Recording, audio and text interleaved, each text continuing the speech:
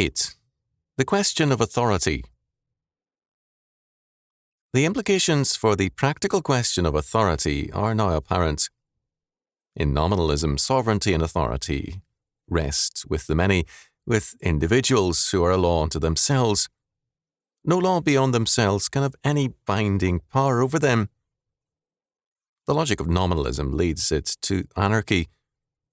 Realism, however, renders sovereignty and authority into the hands of the one, whether bishop or Caesar. There is no appeal beyond this powerful unity, and no rights which can be logically asserted against it. As against this impasse, Orthodox Chalcedonian Trinitarianism asserts the transcendence of sovereignty which rests in the triune God. Temporal authority is ministerial or delegated power subject to God and His law. Authority rests both in the temporal unity and in the plurality, and its true exercise requires this diffusion.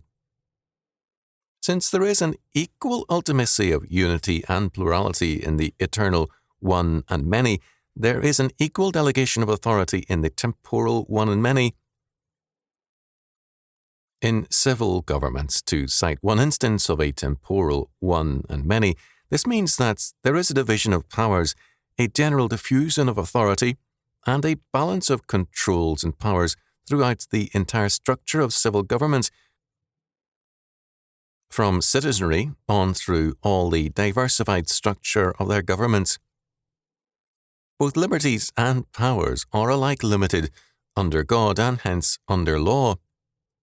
Liberty is limited and power is limited because the temporal order is under God.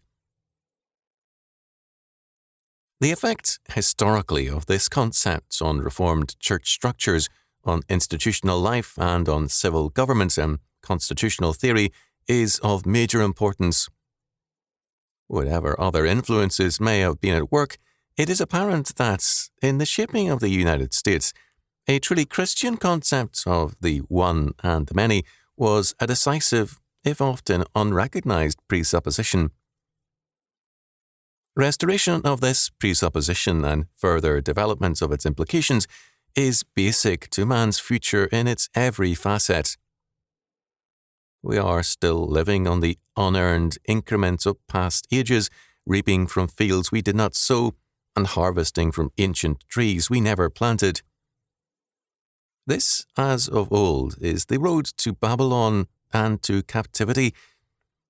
Faced with such a threat, an ancient precedent should give us warning.